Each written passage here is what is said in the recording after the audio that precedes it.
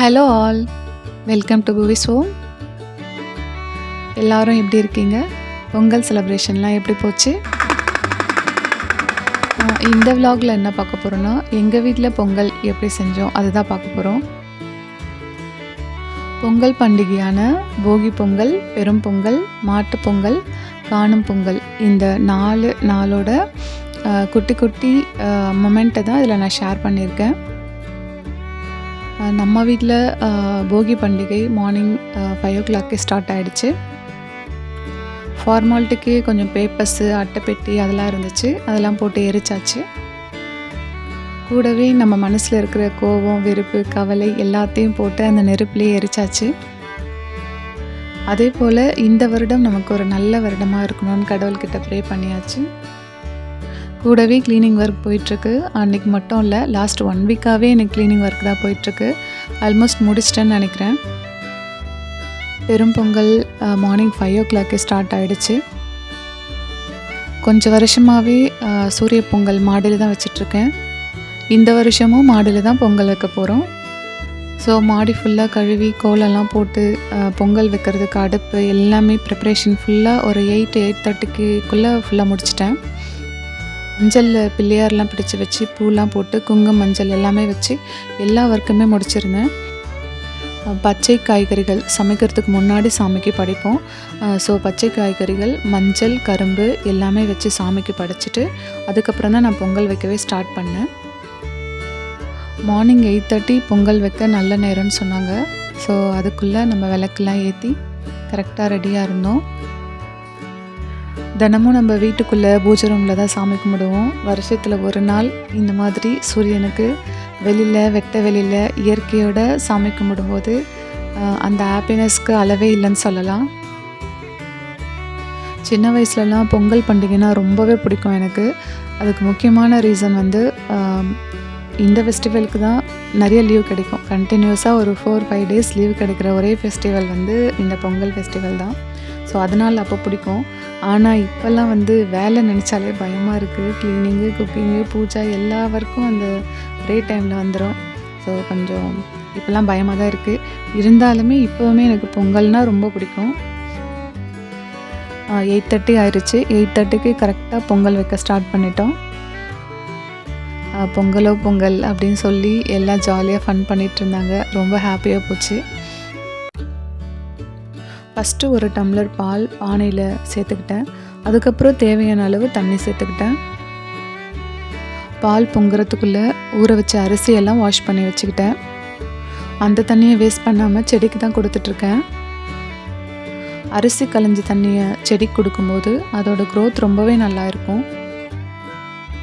பொங்கல் பானை வச்சதும் மழை வர மாதிரியே ஒரு கிளைமேட்டு. ரொம்ப பயமாக இருந்துச்சு.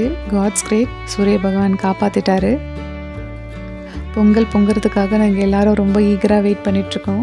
பொங்கல் பொங்கி வரப்போகுது. இந்த மூமெண்ட் ரொம்ப ஹாப்பியாக இருந்துச்சு எல்லாருக்கும். பசங்க எல்லோரும் பொங்கலோ பொங்கல் அப்படி கத்தி ஃபன் பண்ணி ஜாலியாக என்ஜாய் பண்ணாங்க. அதுக்கப்புறம் அரிசி அதில் போட்டு பொங்கல் ரெடி ஆகிடுச்சு. ஒரு 1/2 hourல ரெடி பண்ணிட்டோம். ஒரு 9-9:30க்குள்ளவே எல்லாமே மேலே ரெடி பண்ணிவிட்டு கீழே வந்து குக்கிங் ஒர்க் ஸ்டார்ட் பண்ணிட்டேன். மற்ற சாப்பாடு எல்லாமே கீழே கிச்சனில் தான் ரெடி பண்ணேன். ஒயிட் ரைஸ் வச்சுட்டு கூடவே ஒரு 5 வகையான காய்கறிகள், பச்சை மொச்சக்கொட்டெல்லாம் போட்டு சூரிய குழம்பு வைப்போம். அதுதான் ரெடி பண்ணிகிட்ருக்கேன். அது கூடவே பூசணிக்காய் வெல்லம் போட்டு பொரியல் செய்வோம். அதை செஞ்சுட்டு வள்ளிக்கிழங்கு பொரியல், வாழைக்காய் பொரியல், வடை, பாயாசம், ரசம் எல்லாமே ரெடி பண்ணிட்டேன். ஒரு 10-10:30க்குள்ளே எல்லாமே ரெடி ஆகிடுச்சு.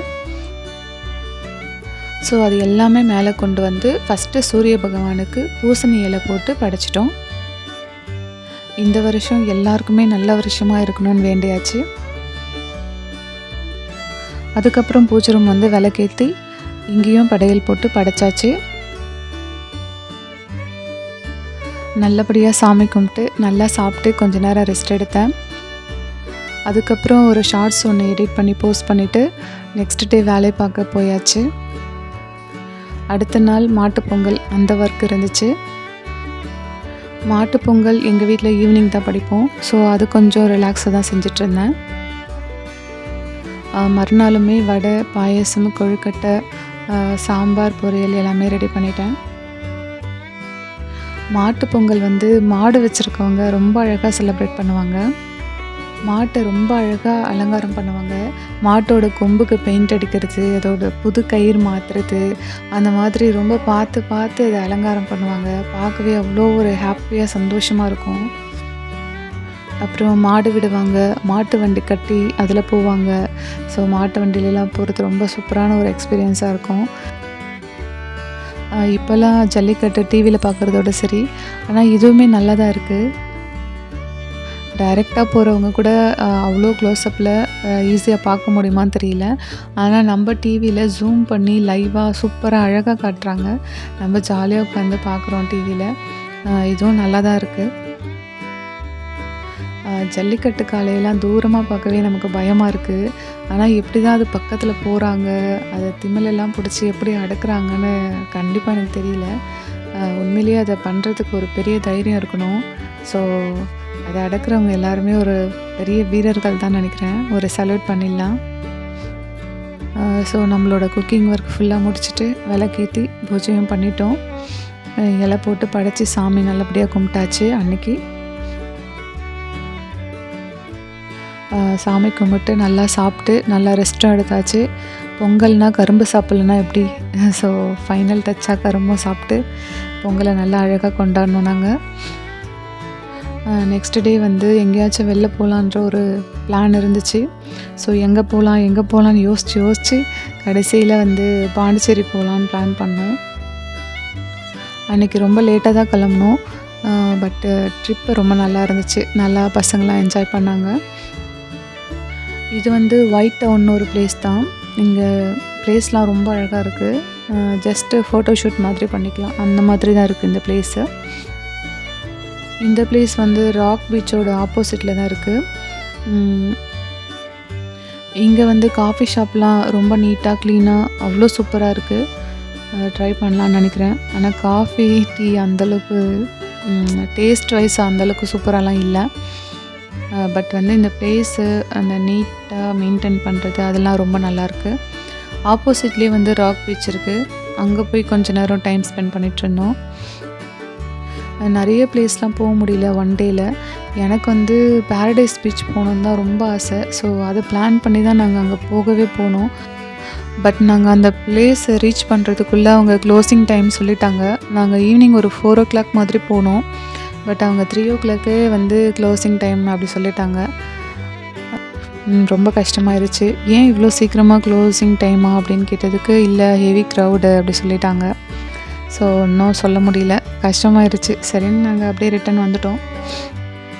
அது இல்லைன்னு சொன்ன உடனே ஈடன் பீச்சுக்கு போயிருந்தோம். ஸோ அதுவுமே ரொம்ப அழகான ஒரு பிளேஸ் தான், நல்லா இருந்துச்சு. அங்கே பக்கத்தில் ஒரு போட்டிங் அதுவும் இருக்குது.